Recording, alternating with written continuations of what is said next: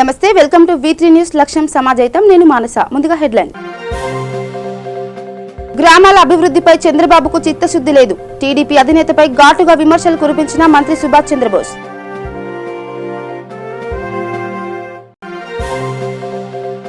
ఆంధ్రప్రదేశ్ ప్రయోజనాలు అభివృద్ధి కోసమే జనసేన బీజేపీతో కలిసి పనిచేస్తోంది. ప్రభుత్వ కార్యాలయాల రంగులు మార్చుతూ రాజకీయాలు చేస్తున్నారని మండిపడ్డ నాదెండ్ల. అప్పన్న ఆలయంలో రాజుకున్న రాజకీయ వేడి. ట్రస్ట్ బోర్డు చైర్మన్ గా పూసపాటి సంచయితను నియమించిన ప్రభుత్వం.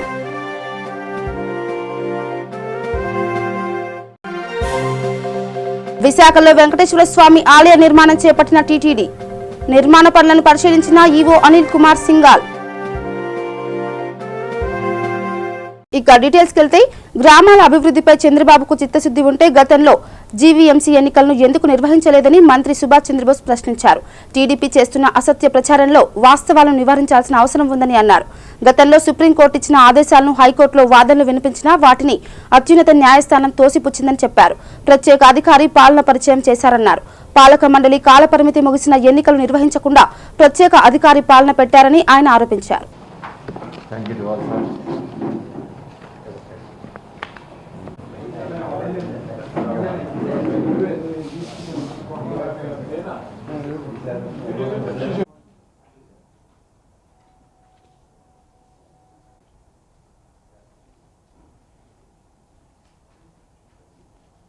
Good evening. వెనుకబడిన కులాలకు చెందినవాడిగా నా మీద కూడా ఉందని భావించి ఈరోజు మీ అందరినీ ఇక్కడ పిలవడం జరిగింది. వాస్తవాలు ఏంటంటే, స్థానిక సంస్థల ఎన్నికల్లో రిజర్వేషన్లు 50% దాటడానికి వీల్లేదు అని కృష్ణమూర్తి కేసులో సుప్రీంకోర్టు ఒక జడ్జిమెంట్ ఇచ్చింది. ఆ రోజు ఇస్తూ ప్రత్యేక సందర్భాల్లో 50% రిజర్వేషన్లు మించవచ్చని సుప్రీంకోర్టు పేర్కొన్న విషయాన్ని రాష్ట్ర ప్రభుత్వం నిన్న హైకోర్టులో వాదనలు వినిపించినా ఆ వాదనలు హైకోర్టు త్రోసిపుచ్చింది. మా ప్లేయర్ గారు ఆ వాదనలు వినిపించినా ఆ వాదనలు త్రోసిపుచ్చింది. ఇక్కడ చంద్రబాబు నాయుడు గారు తప్పుడు దారి పట్టించేది ఏంటంటే, ఒకసారి చూసుకున్నట్టయితే 1995, 2001, 2005, 2006 స్థానిక సంస్థల ఎన్నికల సమయానికి సుప్రీంకోర్టు విధించినటువంటి 50% రిజర్వేషన్లో నిబంధన అప్పుడు లేదు. 2010లో జడ్జిమెంట్ వచ్చింది. అప్పటికి అసలు ఆ జడ్జిమెంటే లేదు. అదేవిధంగా 2013లో జరిగిన ఎన్నికల్లో రిజర్వేషను సుప్రీంకోర్టు ఆ ఒక్కసారికి అనుమతి ఇచ్చింది. చాలా క్లియర్గా జడ్జిమెంట్లో ఈ ఒక్కసారికి మాత్రమే అనుమతిస్తూ ఉన్నామని చెబుతూ ఇచ్చింది. ఆ తర్వాత స్థానిక సంస్థల పదవీకాలం గడువు తీరినా పట్టించుకోకుండా ఎన్నికలు జరపకుండా చంద్రబాబు నాయుడు గారు స్పెషల్ ఆఫీసర్ల కాలంతో వెల్లదీసింది. ఈ స్పెషల్ ఆఫీసర్ పాలనని మన రాష్ట్రానికి నేర్పించిందే ఆయన. చంద్రబాబు నాయుడు గారి హయాంలోనే డిప్యూటీ సెక్రటరీ గారు ఒక అఫిడవిట్ దాఖలు చేశారు కోర్టులో. తమ ప్రభుత్వం 50% రిజర్వేషన్ కట్టుబడి ఉంది అని ఆ రోజే స్పష్టం చేశారు. గవర్నమెంట్ డిప్యూటీ సెక్రటరీ గారు ఇచ్చినట్టు అఫిడవిట్లో కోర్టుకి. ఈవేళ మరి మాట్లాడుతూ ఉన్నారు. ఇంకా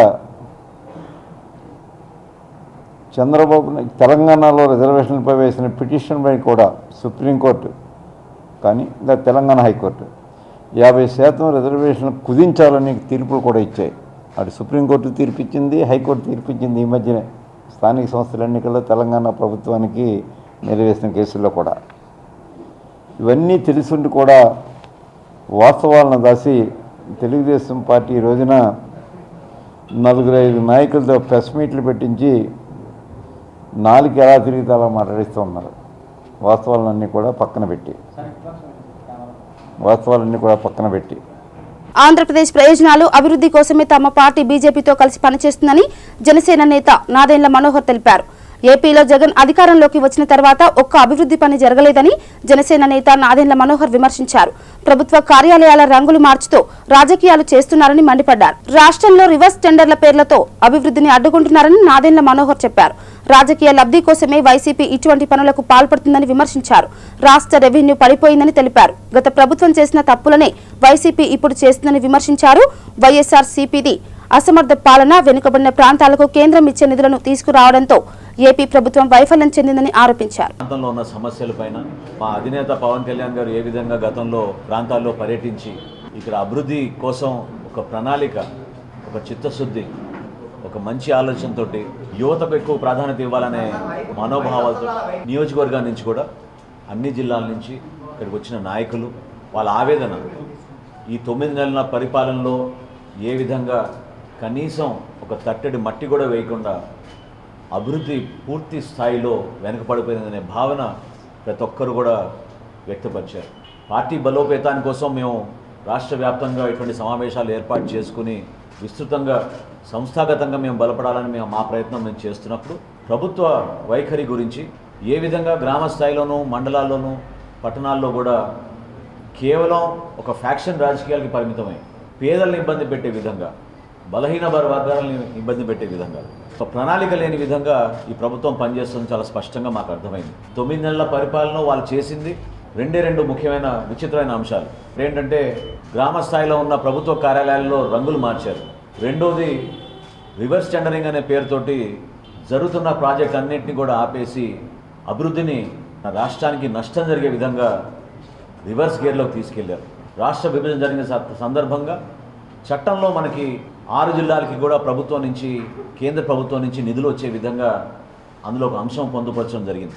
9 నెలల పరిపాలనలో ఈ రోజు వరకు కూడా విశాఖపట్నం ఏజెన్సీ ప్రాంతంలో కానివ్వండి, శ్రీకాకుళంలో కానివ్వండి, విజయనగరంలో కానివ్వండి, ఒక్క రూపాయి కూడా నిధులు కేంద్ర ప్రభుత్వం నుంచి ఈ రాష్ట్ర ప్రభుత్వం జగన్మోహన్ రెడ్డి గారి నాయకత్వంలో తీసుకురాలేకపోయింది.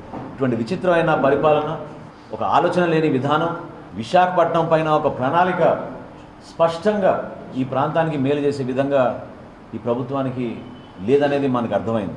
ప్రశాంతంగా నివసించే మరి ఈ ప్రాంతంలో ఉన్న వాళ్ళందరినీ కూడా భయభ్రాంతులు చేసి కేవలం ఒక భూదందాగా మార్చడానికి కోసం ఈ 3 రాజధానుల అంశం తీసుకొచ్చి అన్ని ప్రాంతాల్లో కూడా రకరకాల స్టేట్మెంట్లు, రకరకాల ఆలోచనలు, ఒక ప్రణాళిక లేని పద్ధతి ప్రకారంగా ప్రభుత్వం చేసుకుంటోంది. ఈ ప్రాంతాన్ని ఇంకా అభివృద్ధి చేసేటట్టు ఒక స్పష్టమైన ప్రణాళిక ఉండాలని ప్రతి ఒక్కరు కోరుతున్న సందర్భంలో కేవలం ఒక రాజకీయ లబ్ధి కోసమో, భూదందాల కోసమో, కొంతమంది భయభ్రాంతులు చేయడానికి కోసమో వీళ్ళు చేస్తున్న ప్రకటనలు అందరినీ అయోమయంలో తీసుకొస్తున్నాయి. ఈ రోజున వాస్తవంగా రాష్ట్ర ప్రభుత్వం ఒక బడ్జెట్లో వాళ్ళు ప్రవేశపెట్టిన అంశాలు పొందుపరిచిన జాబితాని మీరు చూస్తే మరి జనవరి చివరి వరకు మనకు వచ్చిన లెక్కల ప్రకారంగా కేవలం 42% వాళ్ళు బడ్జెట్లో ఇచ్చిన వాగ్దానాలు పూర్తి చేసుకోగలిగారు. పశ్చిమ గోదావరి జిల్లా ఏలూరు ప్రభుత్వ ఆసుపత్రిలో కరోనా కోవిడ్-19 వైరస్ కలకలం రేపుతుంది. గత నెల 18న మస్కట్ నుండి హైదరాబాద్ వచ్చిన మెత్తిపాటి సత్తిబాబు పెంటపాడు మండలం కొండపల్లి గ్రామంలోని మామయ్య ఇంటికి వచ్చాడు. సత్తిబాబుకి మామ గురుమూర్తికి జ్వరం దగ్గు రావడంతో తాడపల్లిగూడెం ఏరియా ఆసుపత్రికి తరలించగా కరోనా వైరస్ సోకిందేమో అనే అనుమానంతో ఏలూరు ప్రభుత్వ ఆసుపత్రికి రిఫర్ చేశారు వైద్యులు. ఏలూరు ప్రభుత్వ ఆసుపత్రిలో ఐసోలేటెడ్ వార్డులో కరోనా నిర్ధారణ పరీక్షలు నిర్వహిస్తున్నారు వైద్యులు.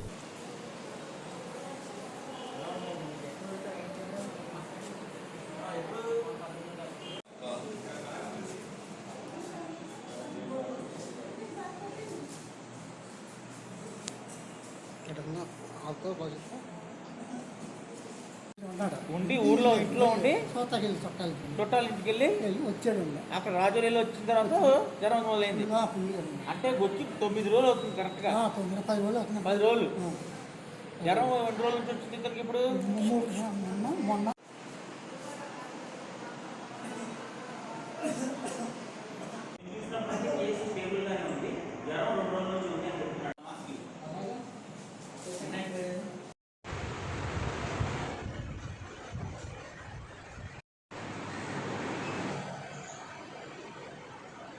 కృష్ణా జిల్లా జనసేన నూజివీడు నియోజకవర్గ ఇన్ఛార్జి బసవ భాస్కర్రావు కుటుంబాన్ని పరామర్శించారు సిబిఐ మాజీ జేడీ లక్ష్మీనారాయణ.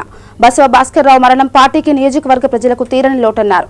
లక్ష్మీనారాయణ, భాస్కర్రావు లాంటి సౌమ్యుడు రాజకీయవేత్తను చూసి మనం నేర్చుకోవాల్సింది ఎంతో ఉందన్నారు ఆయన.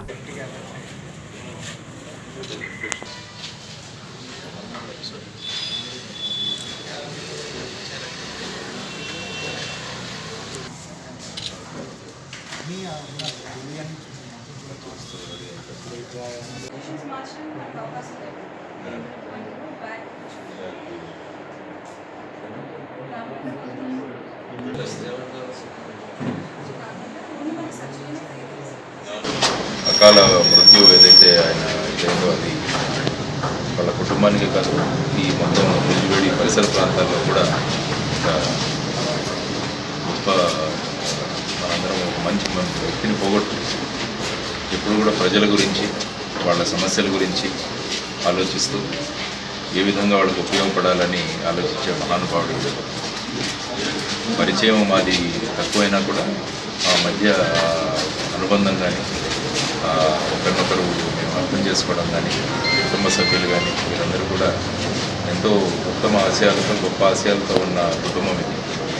అటువంటి కుటుంబంలో ఆ వ్యక్తి ఇంత చిన్న తరుణంలోనే 61-62 సంవత్సరాలు అంటే ఈ ప్రస్తుత కాలంలో చాలా చిన్న వయసే అనుకోవచ్చు.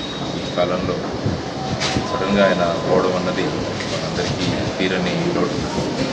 ఆ మహానుభావుడి ఆశయాలు, ఆయన ప్రజాసేవ భావాలు ఇవన్నీ కూడా కుటుంబ సభ్యులు మళ్ళా తీసుకెళ్తూ ఆయన లేని లోటుని మనం అందరం కలిసి, ఆయన ఆశయాలను కూడా మనం అందరం కలిసి ప్రజలకు ఉపయోగపడే విధానాలు మనం అంతా చేయాలని కోరుకుంటాను. ఉత్తరాంధ్ర జిల్లాల్లో ప్రసిద్ధ పుణ్యక్షేత్రం అప్పన్న ఆలయంలో రాజకీయ వేడి రాజుకుంది. ఇప్పటి వరకు ఆలయ ఆనువంశిక ధర్మకర్తగా ఉన్న మాజీ మంత్రి అశోక గజపతిరాజుకి ప్రభుత్వం భారీ షాక్ ఇచ్చింది. ఆయన స్థానంలో అతడి అన్న ఆనంద గజపతిరాజు కుమార్తె సంచిత గజపతిరాజును నియమిస్తూ ఉత్తర్వులు జారీ చేసింది. ఆలయ ఈవో ప్రధాన అర్చకుల సమక్షంలో సింహాచలం దేవస్థానం ట్రస్ట్ బోర్డు చైర్మన్ గా పూసపాటి సంచయిత గజపతిరాజు ప్రమాణ స్వీకారం చేశారు. సింహాచలం సింహాద్రి అప్పన్న ఆలయానికి ఇప్పుడు సంచిత గజపతిరాజును ట్రస్ట్ బోర్డు చైర్మన్ గా నియమించడం రాజకీయంగా చిచ్చు రగిలిస్తుంది. ఈ నియామకం వెనుక పెద్ద రాజకీయ వ్యవహారం నడుస్తున్నట్లు స్పష్టమవుతుంది. Daughter of late Shri Anand Gajapathiraju గారు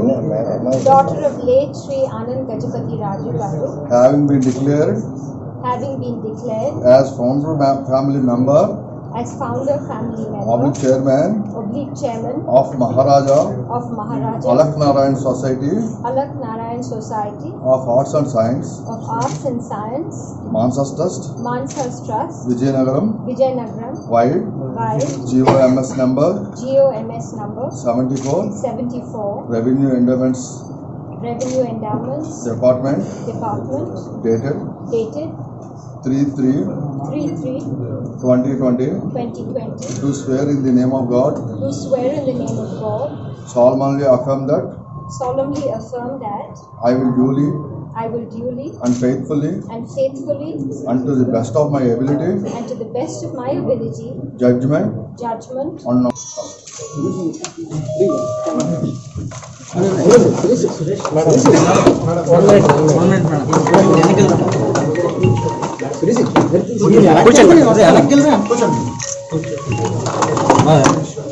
ఇప్పుడే ఓట్ తీసుకున్నాను. మన అందరూ బాకీ బోర్డ్ మెంబర్స్ కూడా వాళ్ళు ఓట్ తీసుకుంటారు. మన ఫస్ట్ బోర్డ్ మీటింగ్ చేస్తాం. బోర్డ్ మీటింగ్ తర్వాత మీ అందరికీ పిలిచి మనం కలిసి మాట్లాడతాం. సో కొంచెం టైం ఇవ్వండి మాకి. మన ఒకే గోల్తో వచ్చి ఉన్నాం to strengthen Mansas and ensure everybody gets access to very good quality education. So thank you. I'm counting on your blessings and support. Kurnool జిల్లా ప్యాపిలి మండలం చిన్న పూజల గ్రామంలో ప్రాథమిక ఉన్నత పాఠశాలలో పనిచేస్తున్నటువంటి ఉపాధ్యాయులను సస్పెండ్ చేయాలని డోన్ ఎంఈఓ ఆఫీస్ ఎదుట ఆందోళన కార్యక్రమం చేపట్టారు. ఈ ఆందోళన కార్యక్రమంలో భాగంగా బీఎస్ఎఫ్ రాష్ట్ర అధ్యక్షుడు ఎస్ విజయభాస్కర్ చిరంజీవి మాట్లాడుతూ విద్యార్థులను కొట్టకూడదు అన్న నిబంధనలు ఉన్నప్పటికీ ఉపాధ్యాయులు అవేమి తెలియనట్టు ప్రవర్తిస్తున్నారు. కాగా ఆనంద్ వెంకటన్న ఉపాధ్యాయుల వ్యక్తిగత సమస్యలతో మతిస్థిమితం కోల్పోయిన ఉపాధ్యాయులు విద్యార్థులపై విచక్షణ రహితంగా కొట్టడం మంచిది కాదని ఆందోళన చేపట్టి డోన్ ఎంఈఓకి వినతి పత్రం అందజేశారు. ఈరోజు బీఎస్ఎఫ్ ఆధ్వర్యంలో డోన్ డిప్యూటీ ఆఫీస్ ఎదురుగా బీఎస్ఎఫ్ నాయకులు భాస్కర్ గారు, చిరంజీవి గారు వచ్చేసి ప్యాపిలి మండలము చిన్న పూజర్ల హై స్కూల్లో ఇద్దరు టీచర్స్ మధ్యన మనస్పర్ధల వలన విద్యార్థులు విద్యాపరంగా ఇబ్బందులు పడుతున్నారు. కాబట్టి వారిపైన చర్యలు తీసుకోవాలని, ఆ పాఠశాల లో ఉన్నటువంటి సమస్యలు పరిష్కరించాలని చెప్పి వాళ్ళు డిప్యూటీ డిఓ ఆఫీస్లో వినతిపత్రం ఇవ్వడం జరిగింది. మరి అదేవిధంగా కంబాల్పాడులో ఒక టీచరు స్టూడెంట్స్ను కొడుతున్నాడని చెప్పేసి అది కూడా వాళ్ళు ఫిర్యాదు చేయడం జరిగింది. కావున ఈరోజు విద్యార్థులను బహుజన్ స్టూడెంట్ ఫెడరేషన్ BSF ఆధ్వర్యంలో ఈరోజు డోన్ డిప్యూటీ విద్యాధికారి కార్యాలయం ముందు నిరసన ధర్నా చేయడం జరిగింది. మరి ధర్నా ఎందుకు చేసినామంటే డోన్ డిప్యూటీ విద్యాధికారి కిందకు వచ్చినటువంటి పేపల మండలం చిన్నపుదల గ్రామంలో మరి ఇద్దరు ఉపాధ్యాయులు గొడవలు పడుతూ మరి ఒకరిపై ఒకరు నిందలు మోపేది కాక మరి విద్యార్థినులను మరి చాలా అసభ్యంగా మరి అసలు అది మనం నోటితో చెప్పలేనటువంటి విధంగా వాళ్ళు మాట్లాడుతూ మరి విద్యార్థులు లాగుతున్నారు. మరి ఈ కొంతకాలంలోనే మరి విద్యార్థులు ఈరోజు స్థానిక డిప్యూటీ డిఓ గారి కార్యాలయం ముందు ధర్నా చేయడం జరిగింది. ఈ ధర్నా ముఖ్య ఉద్దేశం ఏమిటంటే పేపల మండలం చిన్నపుదిల గ్రామంలో ఇద్దరు విద్యార్థులు గొడవలు విద్యార్థులకు రాయిస్తున్నారు. వారి వ్యక్తిగత గొడవలను విద్యార్థులను అసభ్యంగా మాట్లాడుకుంటూ ఒకరిపై ఒకరు ఎత్తేసుకుంటూ వారి చదువులకు చాలా దూరం అవుతున్నారు. కాబట్టి వారిని సస్పెండ్ చేసి విద్యార్థులకు కర్నూలు జిల్లా నంద్యాలలో మూలసాగరంలో అహోబిల శ్రీలక్ష్మీ నరసింహ స్వామి బ్రహ్మోత్సవాల సందర్భంగా గ్రామ ప్రజలు వృషభుల బండిని కట్టి పూల మాలలతో అలంకరించి పూలసాగరం నుంచి కాలినడకన వెళ్లే భక్తులకు తీర్థ ప్రసాదాలు ఆ రథంలో వేసుకుని గానా బజానాలతో కోలాటాలతో అహోబిల శ్రీలక్ష్మీ నరసింహస్వామిని దర్శించుకున్నారు. గ్రామ ప్రజలు మాట్లాడుతూ ఈ ఆచారం గత 350 సంవత్సరాల నుండి వస్తూనే ఉంది కనుక ఇక్కడ మా ప్రజలు ఈ ఆచారాన్ని వదలకుండా భక్తి శ్రద్ధలతో కన్నుల పండుగగా కులాలకు అతీతంగా ఎంతో వైభవంగా అహోబిల శ్రీలక్ష్మీ నరసింహస్వామిని దర్శించుకోవడం జరుగుతుందన్నారు.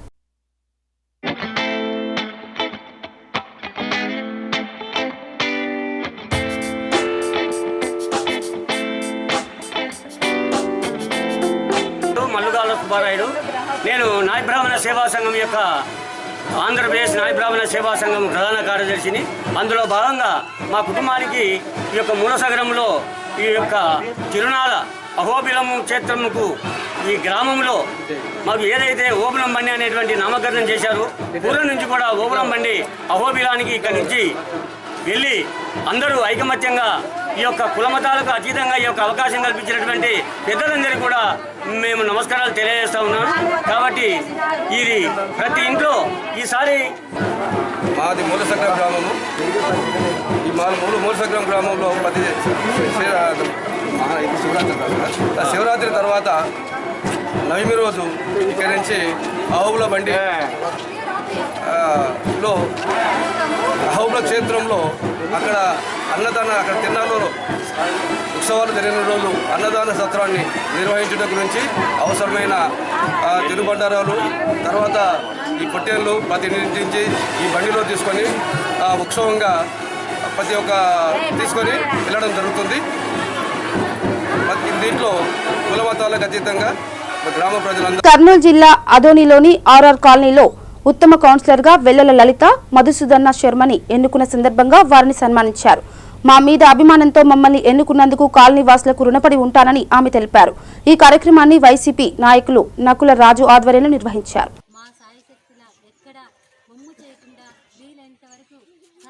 వాసుల పేరు ఎంతవరకు వచ్చిందంటే హైదరాబాద్ ఇతర రాష్ట్రాలకు మన 22వ వార్డుకు అంత ఘనత దక్కింది. ఆ అవార్డు నేను కాదు తెచ్చుకున్నది. మీ 22వ వార్డు మీరు ఇచ్చినదే నాకు అక్కడ వచ్చింది. కాబట్టి మీ 22వ వార్డు ప్రజలందరినీ ఎల్లవెళ్ళ అందరినీ కలిపి గుర్తుపెట్టుకుంటా, ఎక్కడే మర్చిపోను. అందరూ కూడా అదే నమ్మకంతో. తూర్పు గోదావరి జిల్లా మండలం అంబాజీపేటలో ప్రతి బుధవారం సంత జరుగుతుంది. కోనసీమ పరిసర ప్రాంతాల నుంచి వేలాది మంది చేపలు, కూరగాయలు, మేక మాంసం ఖరీదు చేస్తూ ఉంటారు. అయితే ఈ మధ్య కరోనా కలకలం రేవడంతో చేపలపై అలాగే మటన్పై కొనుగోలుదారులందరూ ఎగబడడంతో రేట్లు అమాంతం ఆకాశాన్ని అంటున్నాయి. చికెన్ జోలికి మాత్రం ఎవరు పోవట్లేదు. మటన్ దుకాణాలు 10కి పైగా వ్యాపారస్తులు ఉండగా ఏ ఒక్కరు కూడా పంచాయతీ యొక్క స్టాంపు వేయించుకోకుండానే మటన్ అమ్ముతున్నారు. దీంతో వినియోగదారులు ఆందోళన చెందుతున్నారు. ఇప్పటికైనా అధికారులు స్పందించి చర్యలు తీసుకోవాలని కోరుతున్నారు.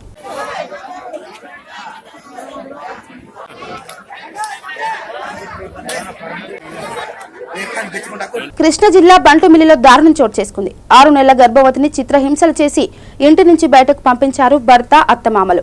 పెద్ద తమ్ముడి గ్రామంలో ఆరేపల్లికి చెందిన సుమన్ కొంతకాలంగా వేధింపులకు గురి చేస్తున్నారు. భార్యను తీవ్రంగా కొట్టడంతో స్థానికులు అడ్డుకున్నారు. బాధిత మహిళను చికిత్స నిమిత్తం ఆసుపత్రికి తరలించి కేసు నమోదు చేసుకున్నారు పోలీసులు.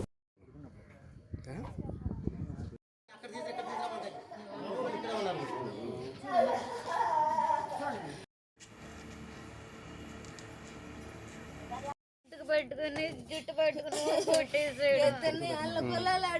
మా అత్త మామ కూడా వచ్చేసారు కొడతాయి నన్ను.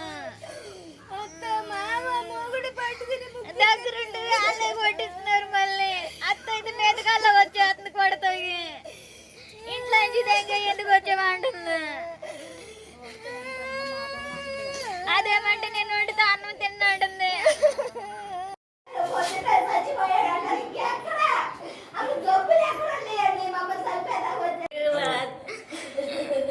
జగదీష్ మా అత్త మామూలను చంపేదకు వచ్చేసారు, కొట్టేసారు.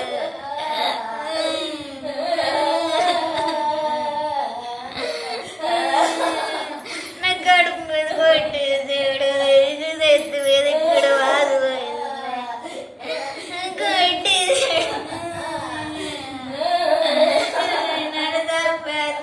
విశాఖలో గరహణ మోసం వెలుగు చూసింది. కార్ల లీజుతో దందా నడుపుతున్న గ్యాంగును పోలీసులు అరెస్ట్ చేశారు.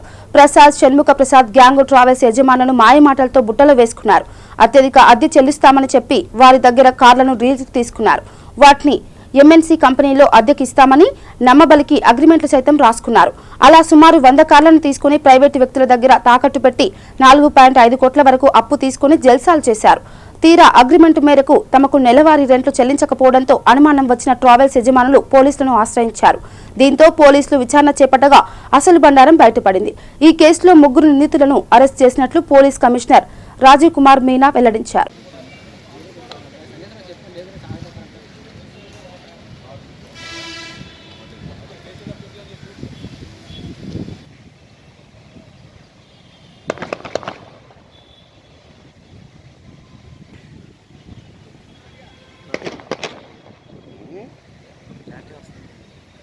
ఇదే మరి మా దానికి వార్తలే ఏమో వెళ్ళండి.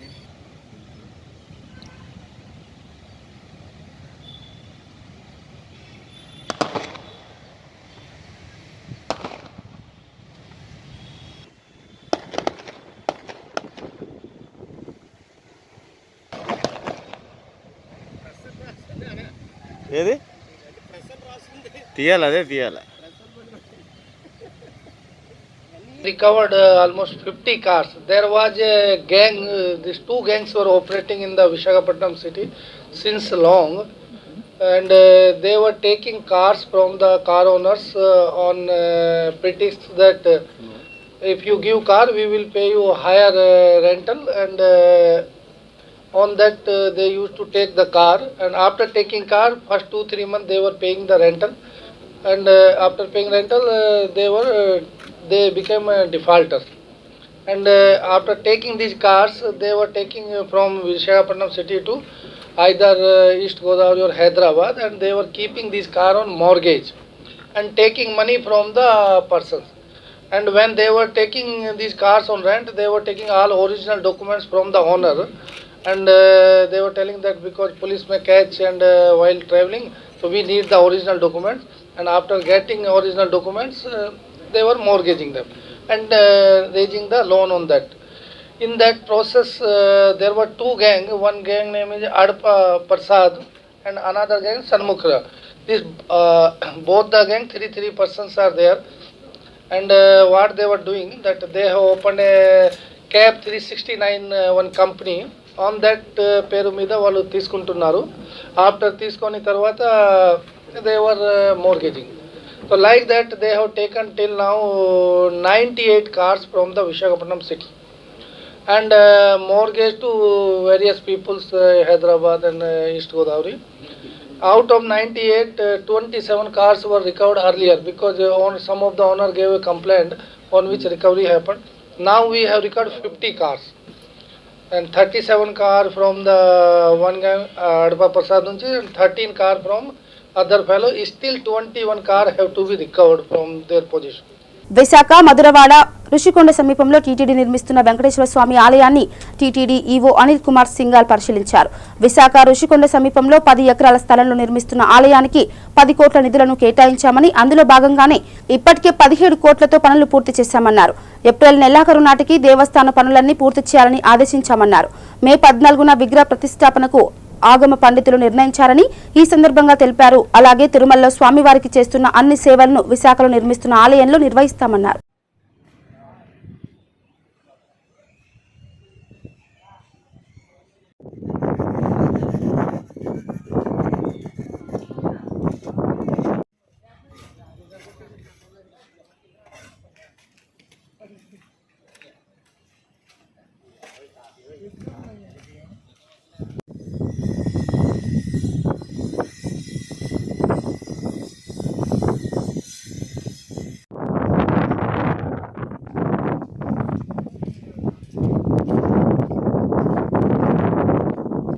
గత నెల 29వ తేదీ జరిగినటువంటి బోర్డు మీటింగ్లో చెన్నైలో కూడా పద్మావతి అమ్మవారికి సంబంధించినటువంటి టెండర్ కూడా ఫైనల్ చేశారు. మరి ముఖ్యంగా ఇప్పుడు విశాఖపట్నంలో ఇంజనీరింగ్ పనులు బ్రహ్మాండంగా జరుగుతున్నాయి. ఒక 2 నెలల క్రితం ఇన్స్పెక్షన్ చేసి త్వరగానే ఈ ఉత్తరాయణ కాలంలో ఇక్కడ కూడా ఈ విగ్రహ ప్రతిష్ట కార్యక్రమం చేసుకోవాలి. దానికి కావాల్సినటువంటి స్థలాలు సూచనలు అందరూ ఇన్స్పెక్షన్ చేసి ఇంజనీరింగ్ అధికారులు ఇచ్చడం జరిగింది. మే 14వ తేదీ సరైన ముహూర్తం ఉందని చెప్పేసి మా రెసిడెంట్ ఆగమ అడ్వైజర్ తెలియపరిచారు. వీలైనంత వరకు ఇంజనీరింగ్ పనులు వెంటనే పూర్తి చేసుకొని, అంటే ఇవాళ మేమందరం కూడా సీనియర్ అధికారులు ఎల్లుండి నుంచి ఇక్కడ కూడా ఇన్స్పెక్షన్స్ చేసుకుంటూ ఉన్నారు, రివ్యూ మీటింగ్ చేసుకుంటూ ఉన్నారు. అంటే ఈ మే 14 ఏదైతే ముహూర్తం బాగుంది అనేది ఆగమ అడ్వైజర్ తెలియపరిచారు. దాంట్లోనే ఈ పనులు పూర్తి చేసుకొని ఆ రోజు విగ్రహ ప్రతిష్ట కార్యక్రమం చేసుకోవాలి. ఆ ఉద్దేశంతో అధికారులు కూడా రావడం జరిగింది. అంతకుముందు ఈ దేవాలయానికి దాదాపు 9 కోట్ల రూపాయలు శాంక్షన్ ఇస్తే ఇప్పటికే 17 కోట్ల రూపాయలు పనులు పూర్తి అయినాయి. ఇంకా 2 కోట్ల రూపాయలు పనులు కూడా జరుగుతూ ఉన్నాయి. అది కాకుండా 29వ తేదీ బోర్డు మీటింగ్లో కూడా ఇంకా కావాల్సినటువంటి ఇంజనీరింగ్ పనుల కోసం 5 కోట్ల రూపాయలు టీటీడీ ఈ లాస్ట్ టైం కూడా ఇన్స్పెక్షన్స్ చేశాక తిరిగి తిరుపతికి వెళ్ళి ఆ సమీక్షా సమావేశాల్లో వాళ్ళు మొత్తం లిస్ట్ ఇచ్చారు. ఆ లిస్ట్ని బట్టి ఎందుకంటే ఇప్పుడు విశాఖపట్నంలో ఇప్పుడు మీరు చూసారు, ఇదని చెప్పాను మీకు 19 కోట్ల బదులు మనం ఇప్పటికే 26 కోట్ల రూపాయలు శాంక్షన్ పెంచి ఇచ్చాం. అది కాకుండా మళ్ళీ ఒక 3-4 కోట్ల రూపాయలు రాబోతున్న బోర్డు చేస్తాం. అంటే బాగా మనము ఈ టెంపుల్ని ఇంకా అద్భుతంగా భక్తులందరికీ అనుభూతి రావాలి. కాబట్టి అంతకుముందు మనం ఒరిజినల్ ఎస్టిమేట్లు ఈ గోల్డ్ మల్లంపల్లి ఇవన్నీ లేవు. ఇవన్నీ మనము అంటే ఇక్కడ ఎక్కువ మంది భక్తులు రాబోతున్నారు. ఇక్కడ లాస్ట్ టైం ఇన్స్పెక్షన్ చేసేగా లొకేషన్ అంతా బాగుంది, టెంపుల్ లుక్ అంతా బాగా వచ్చింది, ఆర్కిటెక్చర్ అంతా బ్రహ్మాండంగా ఉంది, లొకేషన్ పరంగా భక్తులకి నీట్గా ఉంది.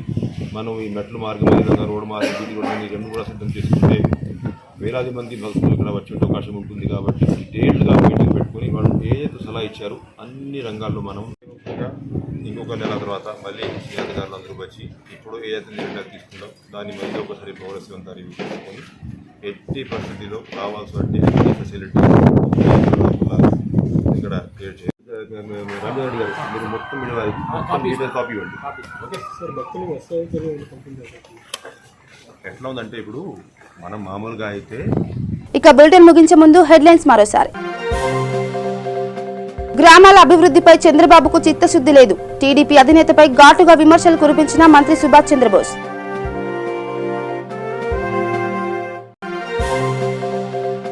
ఆంధ్రప్రదేశ్ ప్రయోజనాలు అభివృద్ధి కోసమే జనసేన బీజేపీతో కలిసి పనిచేస్తోంది. ప్రభుత్వ కార్యాలయాల రంగులు మార్చుతూ రాజకీయాలు చేస్తున్నారని మండిపడ్డ నాదెండ్ల. అప్పన్న ఆలయంలో రాజుకున్న రాజకీయ వేడి. ట్రస్ట్ బోర్డు చైర్మన్ గా పూసపాటి సంచయితను నియమించిన ప్రభుత్వం.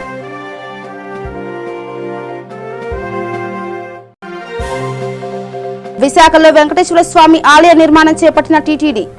నిర్మాణ పనులను పరిశీలించిన ఈవో అనిల్ కుమార్ సింఘాల్. ఇవి బులెటిన్ అప్డేట్స్. చూస్తూనే ఉండండి V3 న్యూస్. లక్ష్యం సమాజహితం. నమస్కారం.